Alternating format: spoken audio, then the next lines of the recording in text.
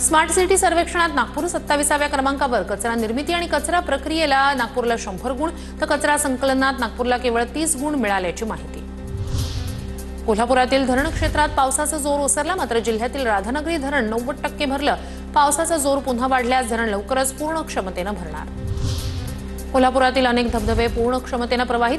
राधानगरी, गगनबावडा, भुदरगड तालुक्यातील निसर्गरम्य वातावरणात असलेले अनेक प्रसिद्ध धबधबे पर्यटकांचं लक्ष वेधून घेत आहेत. गोंदिया जिल्हा मध्यवर्ती सहकारी बँकेच्या अध्यक्षपदाची उद्या निवडणूक.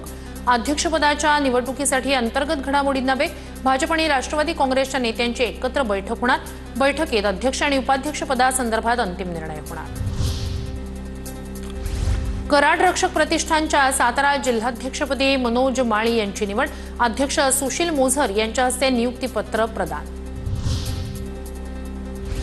बीडच्या आष्टीत 5 वर्षांनंतर प्रथमच पुन्हा एसटी सुरू. चिंचाळा ग्रामस्थांकडून वाहक आणि चालकाचे पाय धुवत अनोखं स्वागत.